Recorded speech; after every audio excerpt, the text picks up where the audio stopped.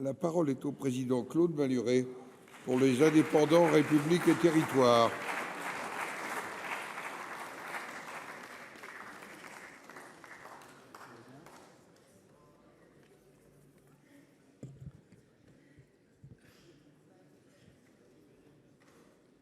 Monsieur le Président, Monsieur le Premier ministre, Mesdames et Messieurs les ministres, mes chers collègues, en écoutant tout à l'heure l'analyse de la situation politique par le président du groupe socialiste, j'ai eu brusquement une sorte de cauchemar éveillé, Monsieur le Premier ministre.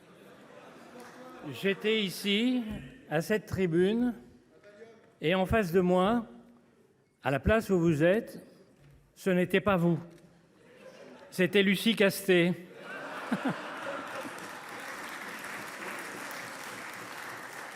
À ses côtés, Sandrine Rousseau, ministre des Finances et de la Décroissance, Sophia Chikirou, garde des Sceaux, Aymeric Caron, ministre de l'Écologie et des Insectes, Sébastien Delogu, ministre de la Mémoire et des Anciens Combattants, Louis Boyard, ministre du Développement durable et du Cannabis, et Jean-Luc Mélenchon, ministre des Affaires étrangères et de l'amitié avec la Russie, le Hezbollah et l'Alliance bolivarienne.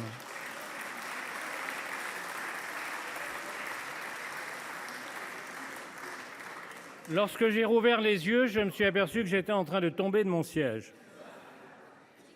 Ce que nous dit le président du groupe socialiste montre que l'on ne peut aborder ce débat sans faire d'abord table rase de l'invraisemblable campagne menée depuis des semaines par le nouveau Front populaire pour convaincre les Français que l'élection a été volée, que votre gouvernement est illégitime et que vous êtes l'otage du Rassemblement national.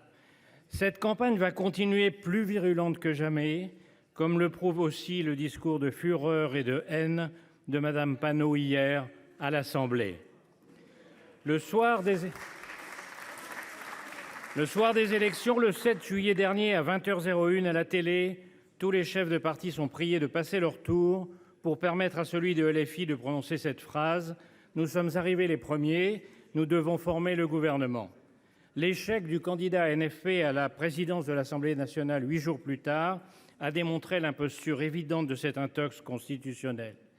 Mais la vague médiatique et les ragots sociaux se sont transformés en tsunami et le mensonge s'est changé en vérité. Il faut donc le répéter, l'élection n'a été volée à personne. Et si elle a été volée, c'est aux électeurs de gauche par les dirigeants de l'extrême gauche et leur invraisemblable parti de poker menteur avec leurs partenaires, comme l'ont rappelé samedi dernier à Bram Bernard Cazeneuve, Carole Delga et Raphaël Glucksmann, qui ne semblent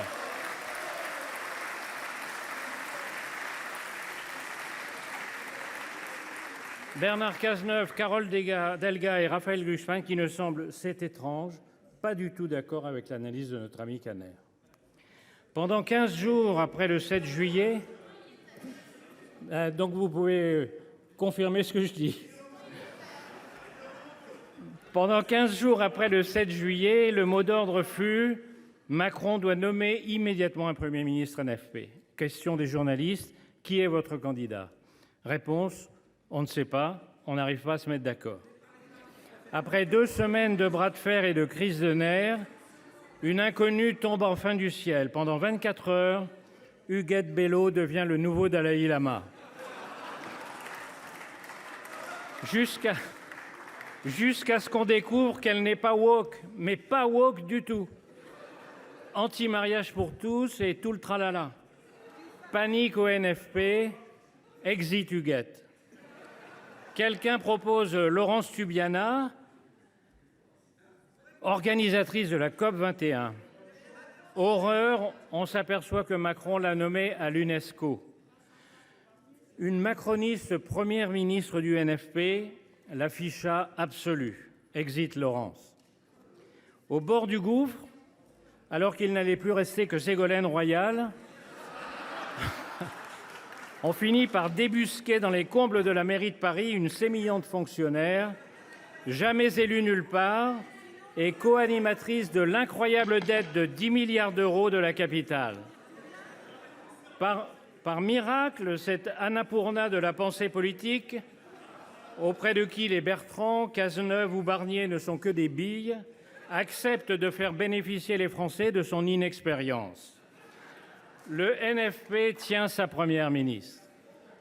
Du moins, c'est ce que croient les socialistes, les écolos et les communistes. Ceux qui n'ont pas compris, et on s'étonne d'une telle naïveté, c'est que jamais Mélenchon n'a envisagé un Premier ministre de gauche. Jamais. Au moment même où le nom de Lucie Castet est prononcé, une fatwa vient la faucher en quelques mots. Le programme, rien que le programme, mais tout le programme. En bon français, ça veut dire Madame Castet disposera de 193 voix à l'Assemblée et pas une de plus. Exit Lucie. En un mot, si vous avez compris le NFP, c'est qu'on vous a mal expliqué.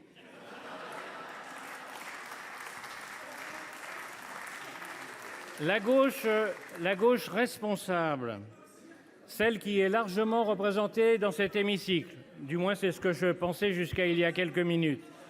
La gauche responsable fait une tentative désespérée alors en proposant le nom de Bernard Cazeneuve. Cette fois, Mélenchon n'a même pas besoin de lever le petit doigt. Faure, le socialiste, se charge lui-même du sale boulot en déclarant que nommer un Premier ministre socialiste serait une anomalie.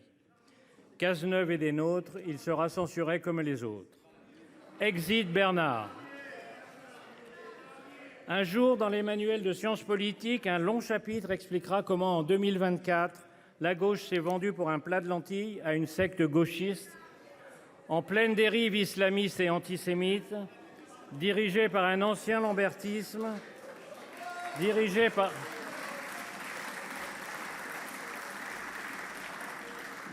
par un ancien du lambertisme que les communistes eux-mêmes qualifiaient il y a quelques années encore d'hitléro-trotskisme. Quant à l'extrême droite, qui prétend elle aussi qu'on a volé l'élection à ses 11 millions d'électeurs, elle oublie de dire que 20 millions d'autres ont décidé d'associer leur voix au deuxième tour pour lui faire barrage devant la radicalité de ses positions, un programme économique fonçant droit vers l'abîme et une flopée de candidats imprésentables entre les casquettes nazies et les propos antisémites sur les réseaux asociaux. Elle n'est pas légitime à gouverner et elle le sait très bien.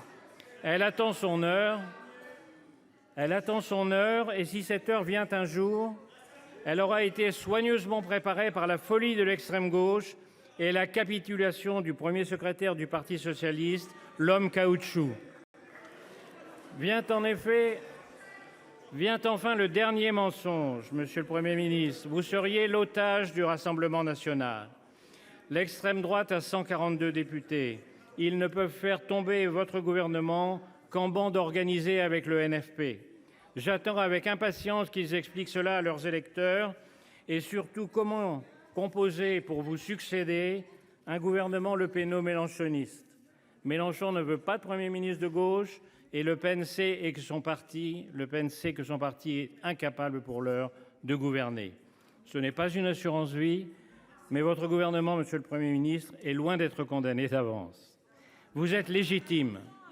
Vous n'avez pas de majorité absolue, mais vous rassemblez tous ceux, de la droite républicaine au centre et à la gauche modérée, qui ont fait le choix de la responsabilité. Ils sont le camp de la raison, que notre groupe des Indépendants appelle de ses vœux depuis des mois.